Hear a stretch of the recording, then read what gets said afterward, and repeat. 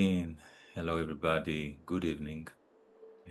As Anu said before, my name is Esterman, and I'm a family constellations and embodied shadow work teacher and a developer of shadow constellations. I've been working with people for over 22 years professionally and probably trying to understand people from at least elementary school. uh, um, because dynamics between people were at the same time very interesting, and I didn't really get them when I was very young, and I felt like I should, um, which ended in many, many hours of just watching people and watching dynamics until I got some deeper understanding about dynamics, which is a kind of a background to yeah. So some of you were here 2 weeks ago when we did 1 hour questions and answers about shadow constellations and myself. I will not repeat that now. But for those of you who are here for the first time, I'll just recap in just a couple of minutes the main ideas.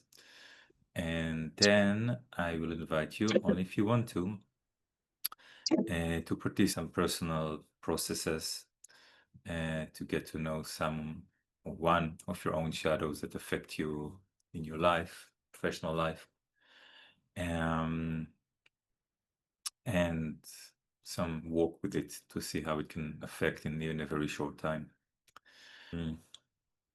So shadow constellations in a nutshell. And we all have something called the shadow, which is composed of self parts that we disconnected from and push them into the shadow, denying them, repressing them, meaning that we really believe that we don't have them in us, that we are not like that. But when we meet other people who are, we get strongly triggered, and we can be triggered in a more classical way. We get angry, judgmental, superior, educating, or wanting to move away, to distance ourselves. We feel disgust. This would be like fight and flight responses.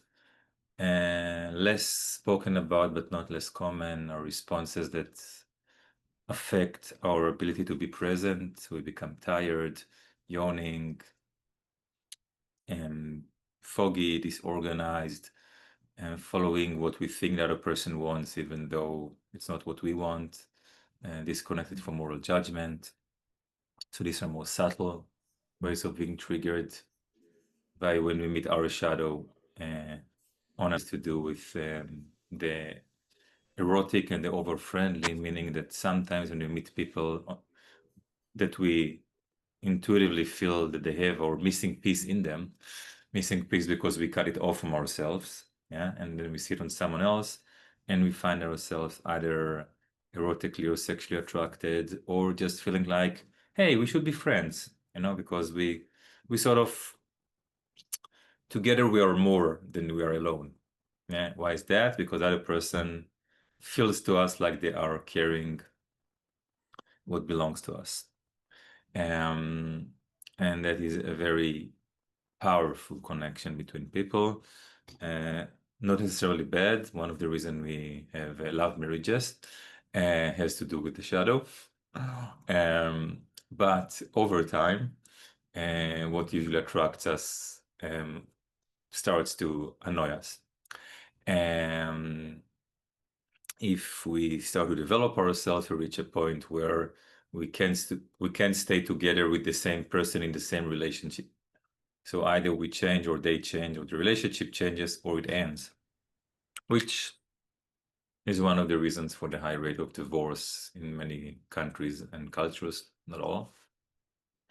And going back to us, as we meet today towards the training that will begin on the 23rd in a week and a half, which it is aimed at facilitators, therapists, coaches, and other helping professionals. Our focus today will be on how the shadow affects us when we are working with clients. So of course we can be triggered, like I mentioned before. We can be angry at our clients, educating them, wanting them to leave us because it's not professional for us to leave them. And we can find ourselves bored or tired from certain clients, and we can find ourselves over interested in some clients. All of which do not necessarily lead to a very good relationship if not handled well.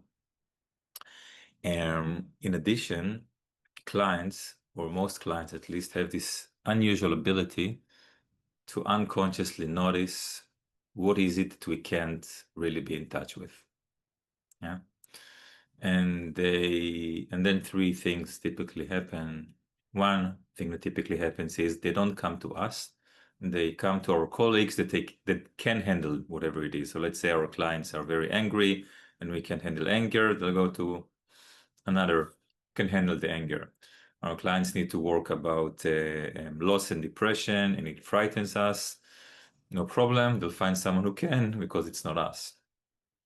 It's actually the best possible outcome. A second possible outcome is that they will still come to us because we are good, we are professional, we have good name and reputation, and we can help them at least with some of the things they want to, but unconsciously they will always keep something outside, not bring it to the room. And maybe not share it verbally, maybe not even allow it to be expressed in them. It can sound not too bad, but at the same time, it means that they will never have a completion with us because there's always be something missing that they can bring. And in some way, it's tragic. And they come to us to do the work.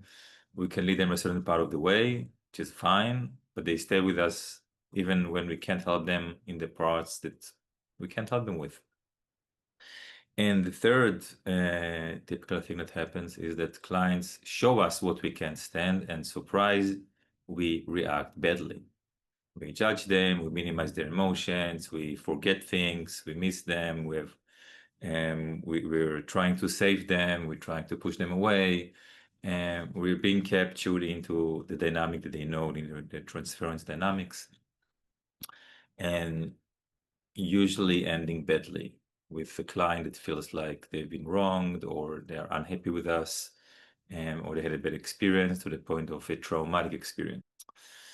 So some of my fascination with shadow work and shadow constellations is about us being able to create a safer space for our clients and ourselves without giving up on depth, so that we can work with more topics, with more clients in more depth, while still maintaining safety because we learn how to become more in touch with our own shadows. And now that may sound to you like it makes sense considering your experience. It can also feel like it's a bit theoretical for you. So I'll move from the theory into the practice that I was offering you. And let's do it in the following way. Please take a moment to think about one client from the present or from the past which you found challenging, that was either triggering for you in a very direct way, like you were judgmental about them, even if you didn't tell it to anyone, or felt like you needed to explain to them how they should be to educate them, or that you felt better than them in some way. Or maybe you just wanted them to leave or not to come in a certain day. Someone that you are working with or have worked with before, or maybe it's a student of yours. And if you don't have any client or student to look at, maybe someone that you studied with, so a co-student or maybe even a teacher of yours. Someone that you care about the relationship with them, but it's still a professional one. Same tools would help with non-professional ones, but we'll focus today on the professional ones. Can you all think of someone like that? Please raise your hand that I'll know that you have someone in mind, and you can continue. And just to be clear, it needs to be someone that doesn't harm you or threaten you in some direct way. Okay, so if you have a client who is violent and you are triggered because they're violent, they're not good for this specific exercise. But if you're triggered or annoyed or judgmental, without them harming or threatening you. That's good for us. Okay. Now, please take a moment to imagine this client in your mind's eye. Just imagine that client in your mind's eye, standing in front of you some distance that feels intuitively right. And notice how you feel. What happens in their presence? I can already see some people yawning. That's a shadow triggering response. Maybe something changes about how you breathe. Maybe something changes about how you feel with yourself, with your sense of being centered or not so centered. Maybe you feel certain emotions. Maybe there is some judgment. Notice how much space are you taking when you're in front of this specific client? Your usual, less, more? Notice if it feels like you want something from them, or you want to do something for them or to them. Don't judge yourself, just notice. Any kind of reactions you want to notice to this client that is challenging. Maybe you're just frustrated. Maybe you want to hold them with both hands and lift them from the bad place they're in. Or you want to shake them into realizing they have to start doing the work and enough with these avoidance behaviors. Maybe you notice that you kind of look up to them or appreciate them more than you should. Whichever it is, just notice. And now you can let go of them in your mind's eye and come back to the here and now. Take a breath, gently open your eyes. And if it's okay for you to share briefly, what did you notice was your reaction? You can write in the chat or you can raise your hand. Yes, please. Esha. Okay, so when I saw this person right in front of me, I felt I'm judged a lot. So immediately I felt as if I'm shrinking and my heartbeat started going higher. And I felt like a victim and as if I should have an answer for them. And the immediate action was I want to somehow avoid this, stop this, close this, as if this didn't happen, as if this person is Yeah. not there in front of me anymore. And there was a feeling that I was compelled to prove myself that I am good, I am better, maybe bigger than them. This is how I Thank you. felt. Thank you. It's very clear how you felt. And I see here some answers of irritating, avoidant, angry, sad and angry, and trying to understand the client behavior. If you notice, you had some reaction, right? Which is not necessarily what you would have expected of yourself as professionals towards a client, right? As if no one has these reactions but ourselves. Of course, we all have them in different ways. But the main thing is that we either have a judgment on them or we find ourselves playing some role in a dynamic that they have and they sort of capture us into the dynamic. Uh, whether it is a classical transference, current transference thing when we become their parent, yeah, or like Esha just shared, like he wants something and you need to give it to him to her to give the solution, right? Or suddenly we feel small or bigger than them. The same for me from a shadow perspective. We find ourselves unconsciously not just ourselves with the client, but ourselves with the client in their own world. being pulled into some of their dynamics. And the thing is this, the main reason why that happens is because there is something that we're not in touch with inside of ourselves that makes us vulnerable or susceptible to being captured in that way. Okay?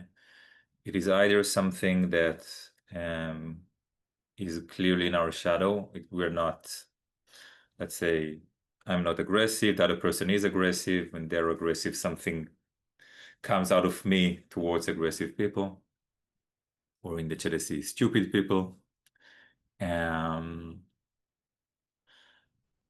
Or there is something in my family dynamic, in my intergenerational family dynamic, which is not yet acknowledged and processed. It's in the family shadow.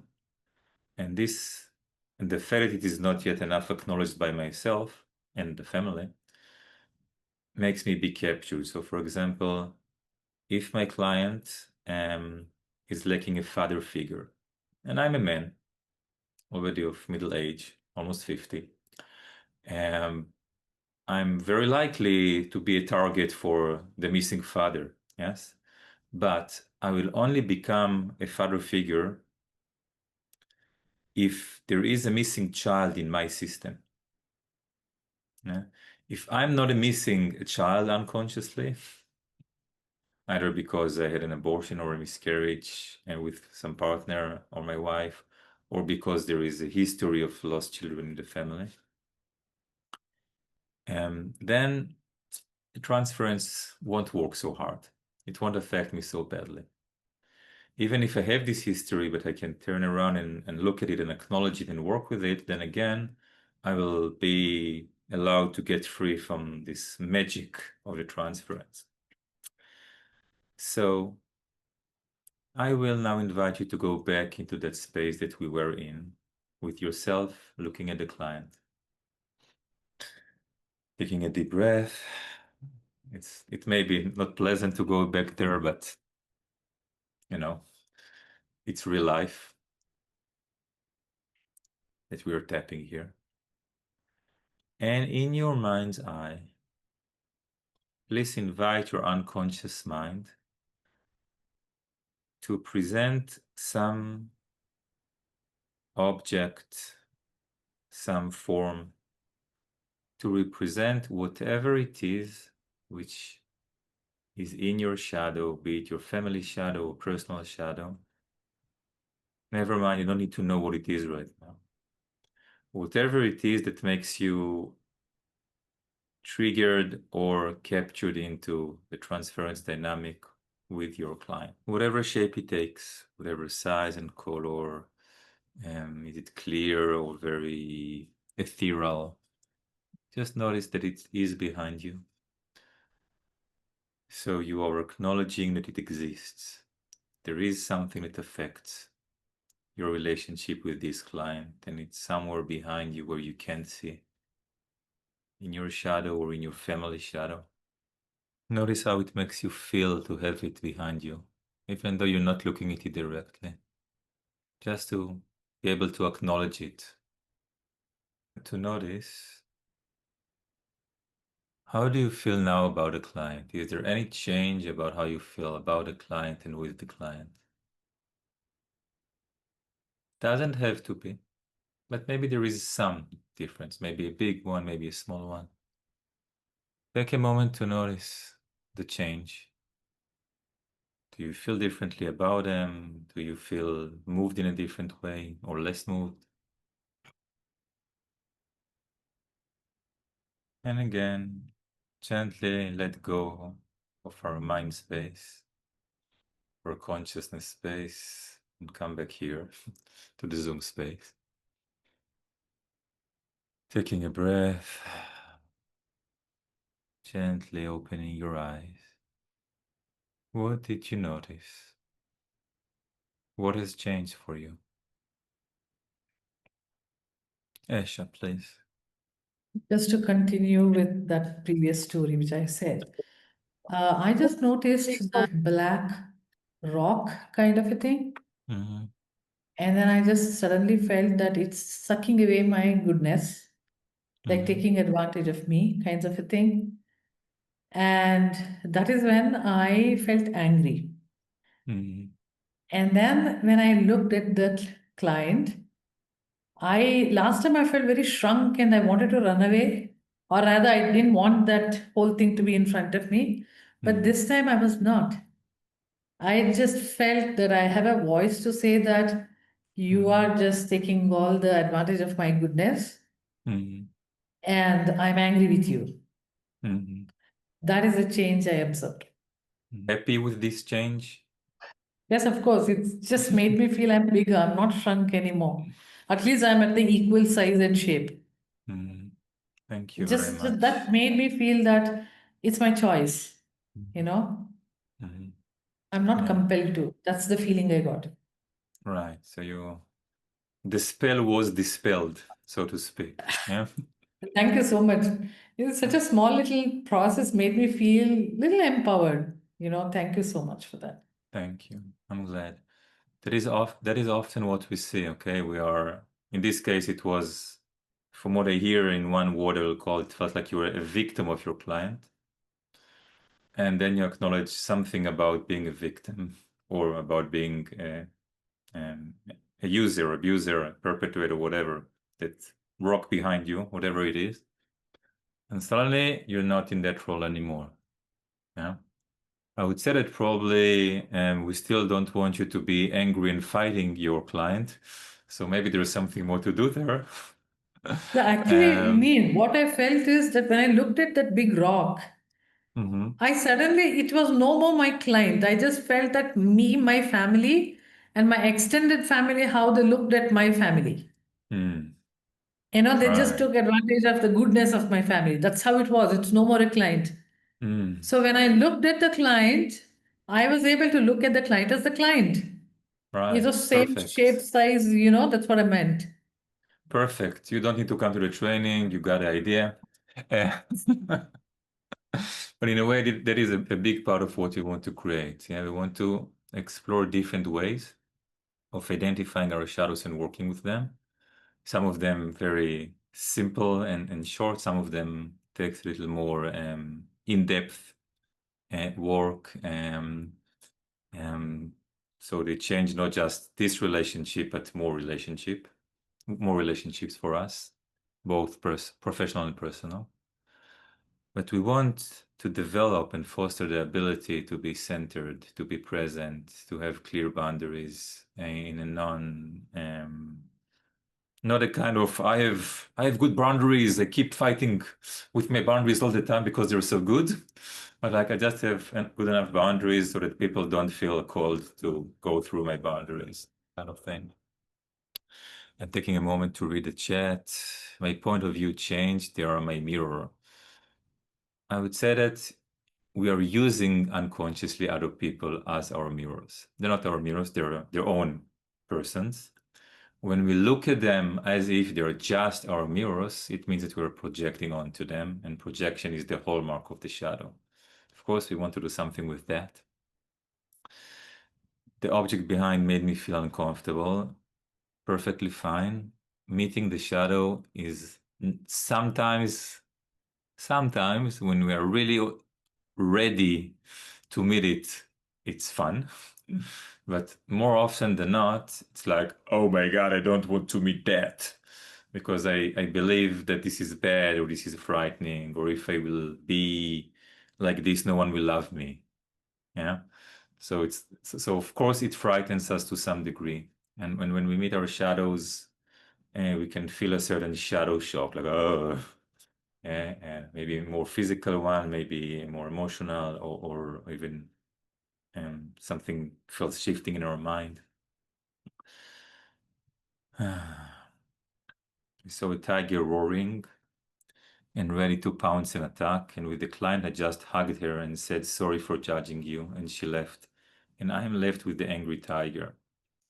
Well, if we have an angry tiger somewhere in our shadow, it affects us. And it affects our ability to be present. It affects how we react to people. Um, I'll see in a moment how much time, if we have time for one more step and to work with that.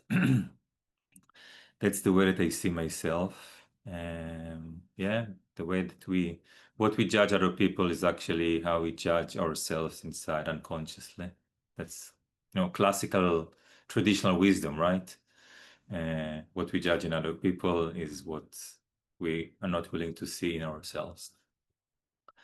But see in ourselves we must, because the vast majority of things going wrong with clients, messing up with clients, clients being disappointed with us and we with them, even after a successful process, has to do more with our shadows than with them.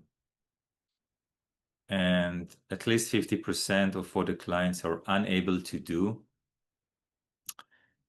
in the process, it's not because of their limitations. It's because of our limitations. Because the way that we hold the space is also how we limit the space. And if I can be in touch with something, it affects the ability of my clients and students to be in touch with it. And we usually don't talk about it because, we are doing the work and we are professionals, and we think that if we suggest something or try something and it doesn't work, it's because the client wasn't ready or the client wasn't willing. Well, you'd be surprised. More in the chat. I've understood that if I see something in someone that triggers me, then I have an unhealed version of it inside of me too. Yes, that is the basic assumption. The main question is, how do we work with that? And how do we keep this understanding in real time as we meet people and not just as something in general? So let's do something more, shall we? Yeah, absolutely. We have about 30 minutes more. We can do whatever you want. It's got great time. We got 30 minutes more, guys. I want to play. Let's play. Let's play. So, shall we choose another client or the same one if you feel that you still want to work with the same one? And this time, let's focus specifically on a judgment, the client that we find ourselves judging. There are too much of this or not enough of that. They should, as someone wrote before, they should start with the lives and stop idling.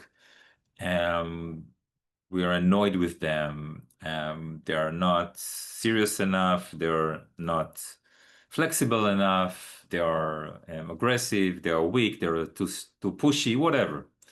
Just notice what it is that you really judge them for in your own words, but keep the judgment short, like 1 or 2 words.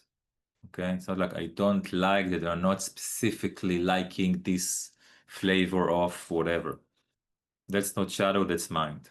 Okay, shadow is simple, to the point, clear, and primal, primitive. So a clear judgment.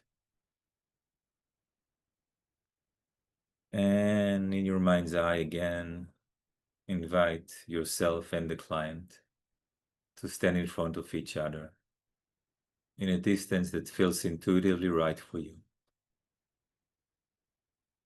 Notice how you feel about them. Notice your judgment. Don't try to change it. Don't try to be understanding. Give yourself the freedom to judge because you judge. So let's be present with it. Notice how it feels. How do you feel about the client? And now please sort of leave yourself and move your essence into the client image, the client representation, so that you can have a sense of how it feels for them to be in your presence when you are judging them. How do they feel with themselves in your presence? How do they feel about you? Is it comfortable? Does it feel like it affects what they can do or not do in your presence? And then take a big breath and slowly disengage from them and go back to your own presence, looking at them. Notice how you feel now. Maybe there is already some change, maybe not, that's okay. Sometimes standing in the other body helps us understand them better. And as before, I invite you to add some image, some representation for whatever it is that you judge them for only in yourself. So now it's a specific thing. If you judge them for being arrogant, you will add a representation for your own arrogance. Even if you don't think that you are arrogant, that's okay. Just place it there. And notice how you feel now with yourself and with the client when your arrogance is here too. And now add another image, another representation in your space. This one is for the exact opposite of this judgment, this shadow. So again, I'll take the opposite of arrogance and I'll add an image for humility. But find what is the opposite of the thing that you judge. So now we have 4 images. We have yourself, we have the client, we have your shadow, what you judge, and we have the opposite, something that you like and appreciate. You think it's good. Notice how you feel towards the client now that these two are also represented in your space.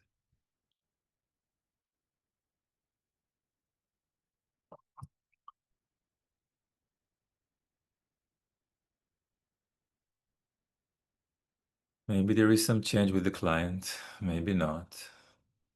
Just notice.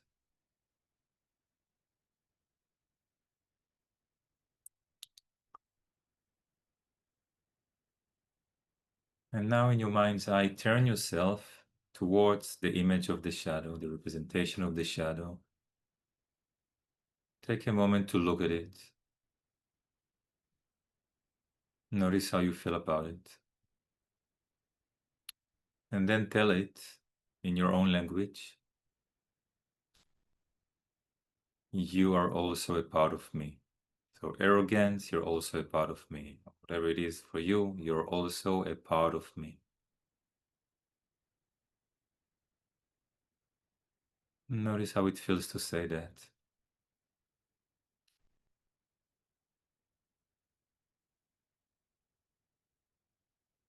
And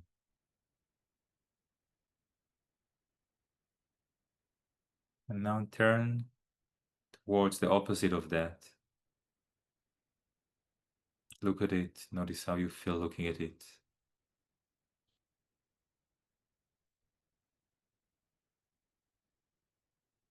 And tell it, you're also a part of me. For example, humility, you're also a part of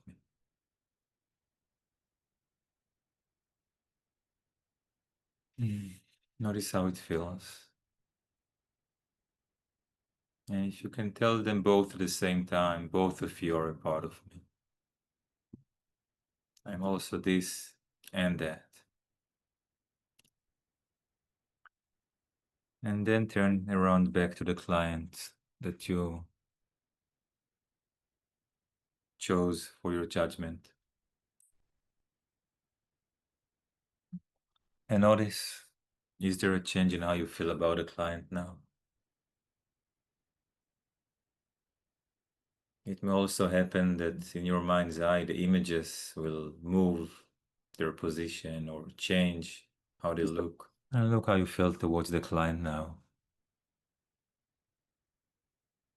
And step off yourself, leave yourself for a moment going back into the image of the client, the representation of the client. And notice how it feels now. in their representation? Is there a change in how they feel with themselves in your presence and towards you?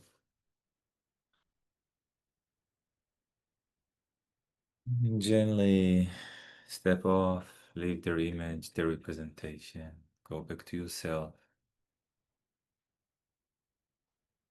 Give it one more moment to move or adjust or change this landscape. Notice how you feel as we end this small process, small shadow constellations process. And release that space in your mind's eye. Come back here to our shared space. Taking a breath, gently opening your eyes.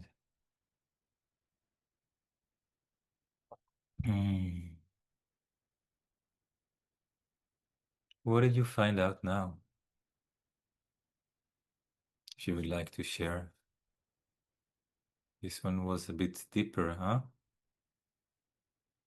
Yeah. This is very deep work. The tools are simple, but the work is very deep. How are you now? What did you notice? What has changed for you regarding that client? Can I share? Please.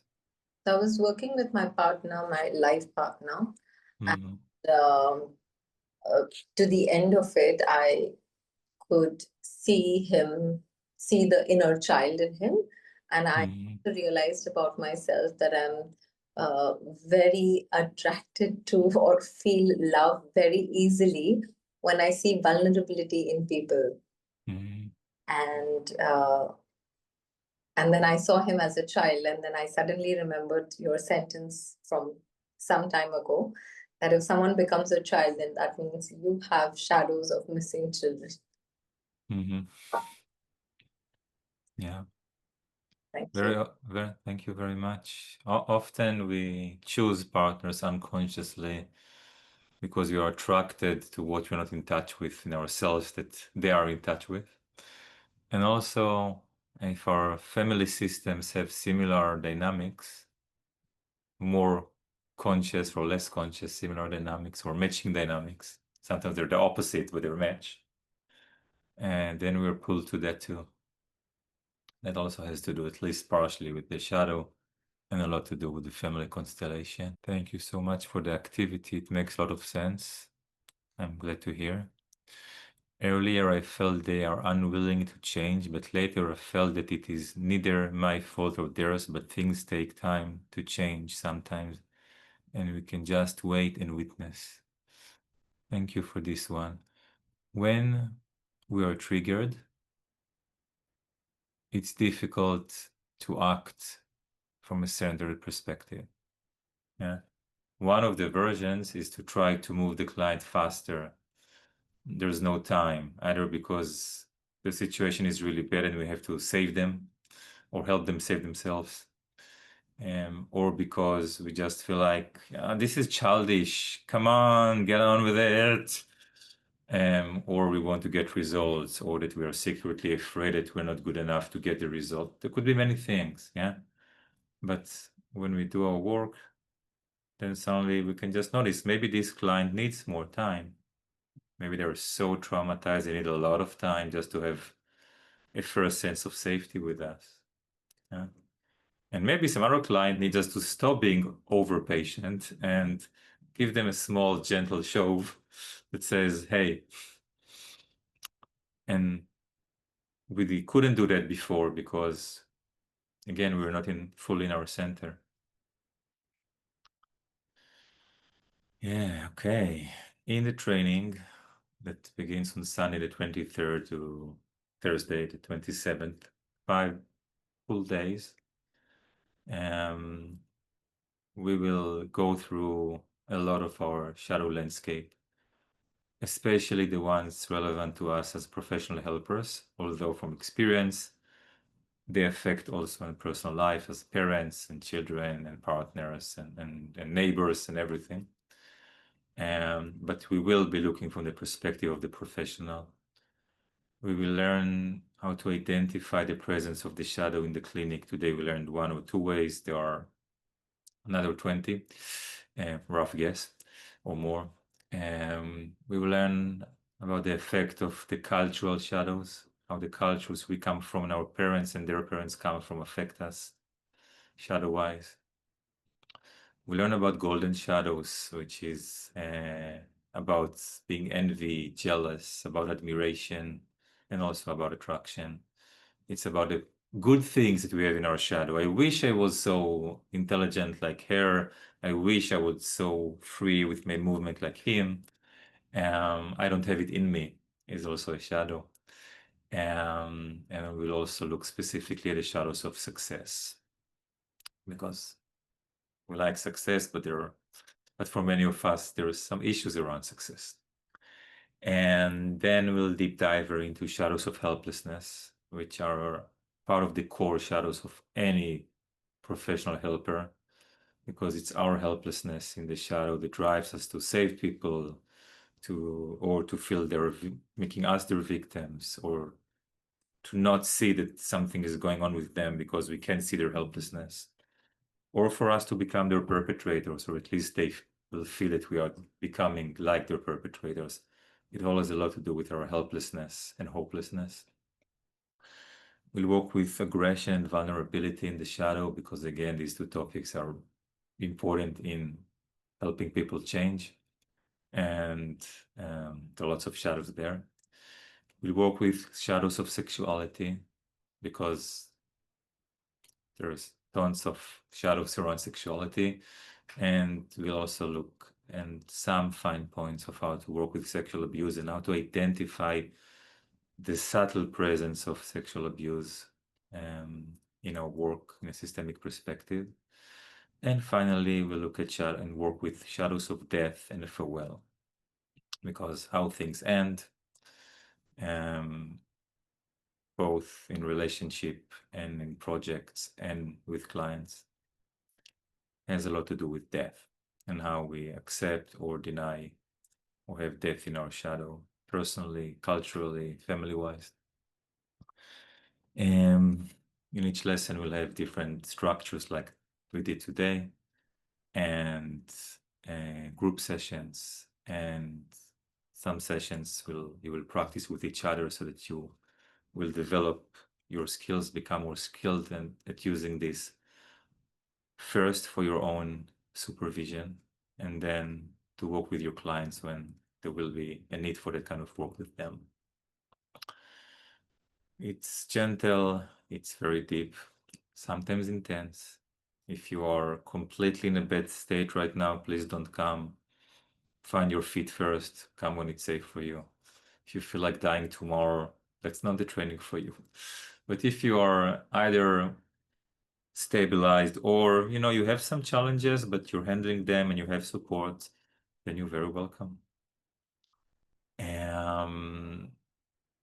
Yeah, do you have any questions about the training or something to share, or something about this work? We still have 10 minutes. Please. There's also a question on the group. What about failure or success in career? That's a very general question, and so I don't know what to say about it. Maybe what I can say is that in some cases we don't allow ourselves to succeed, or to be big, because it's in our golden shadow, meaning we really admire it when we see it on other people, but we feel like we can't have it. It can have roots in our shadow. In one way, let's say that we attach something bad with success. Let's say people who succeed are always arrogant, or people that succeed don't have friends. Yeah, and we don't want to be arrogant, and we want to have friends. So of course we don't want to succeed unconsciously. And on another layer, which is often connected, we'll see that in our family history, something bad happened to people who succeeded. And this is where we learn to make the connection between success and something bad. And because the shadow is the result of the trauma of the previous generations. So as we will be working through our shadows, we will be also working through the traumas and the histories of our family and our ancestors. And to come out of this space, what one can do. Can you speak up louder, please? Yeah, to come out of this space, and exactly the shadows of success. How do you find first that what is the shadow which is stopping you to succeed? And how do you come out of it? Well, assuming this is the only thing to work around success, then please come to the training. Lesson 6 will be waiting for you on the beginning of the 3rd day. We'll learn ways to disentangle the success from the shadow. But I also said that sometimes there are other reasons for finding success difficult. For example, if you're carrying complex PTSD, it's more difficult, or regular PTSD, it's more difficult. Not impossible, but it's not just shadow, okay? The shadow is not everything.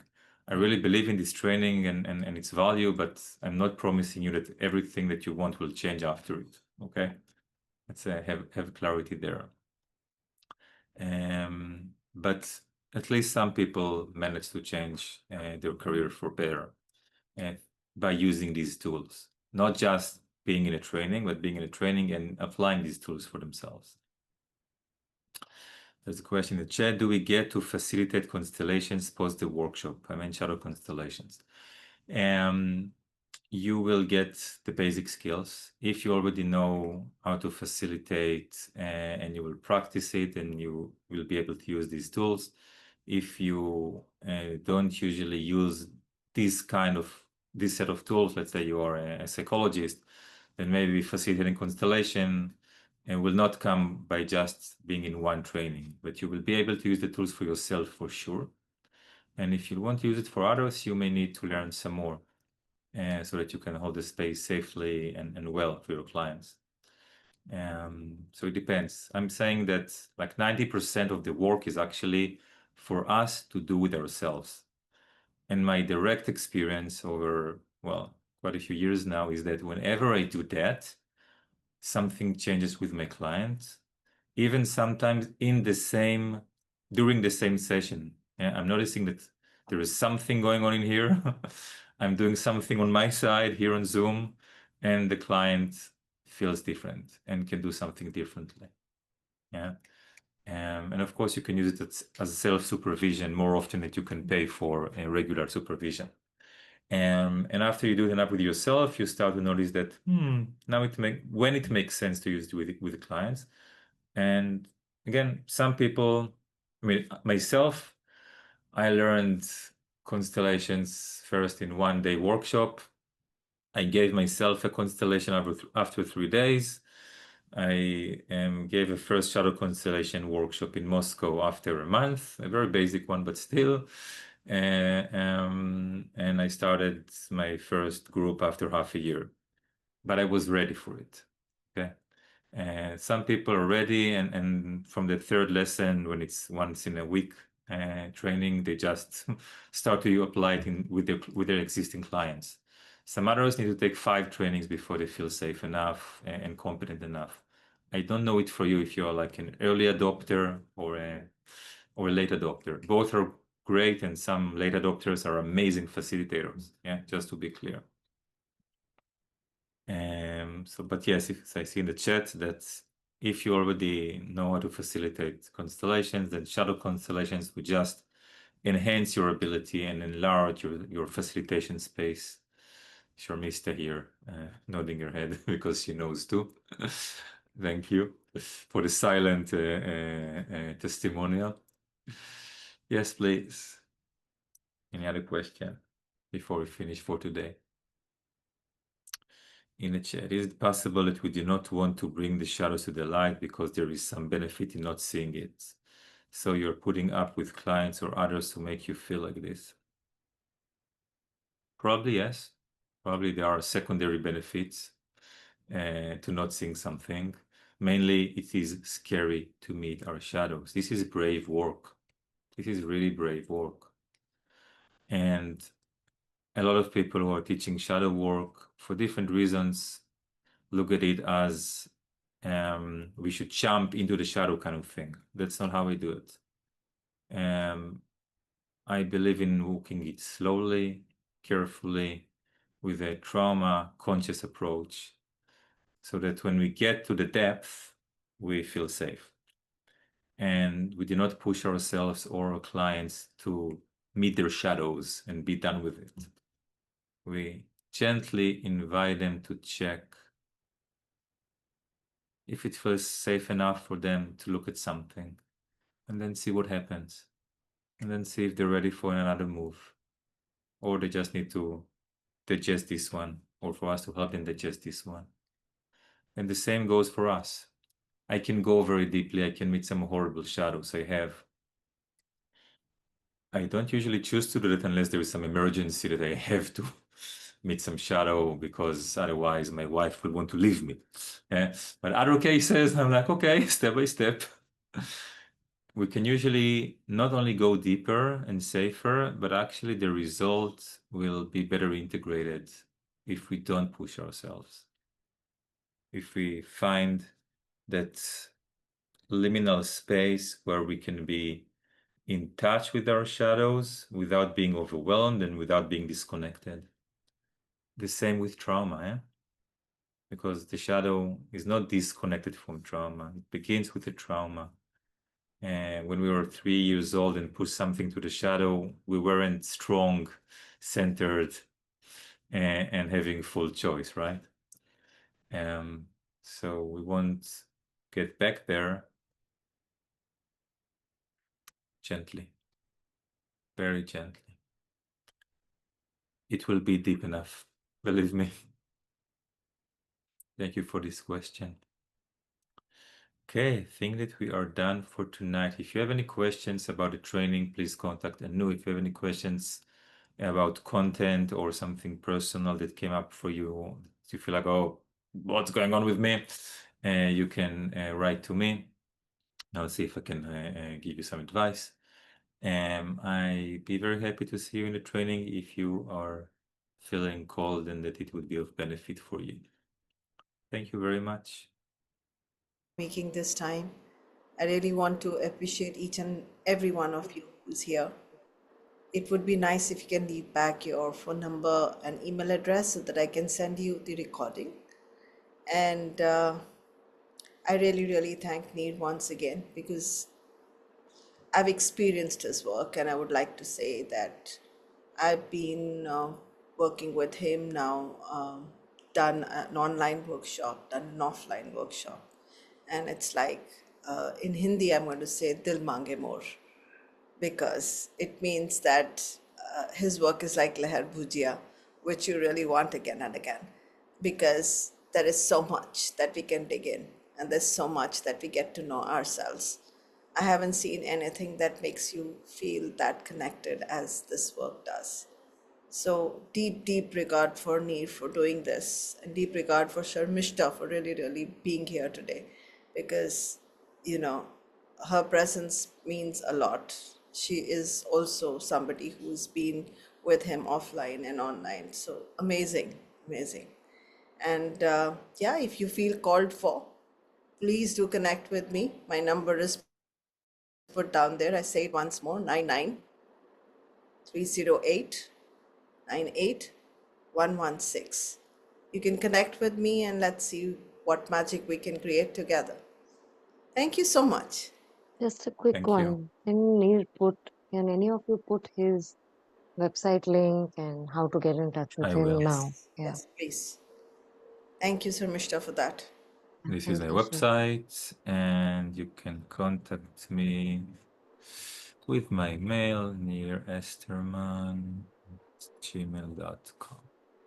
Thank you. I have my other mentor from Sound, Jens Zuger, who's from Germany right here today. Jens, could you just say a hi?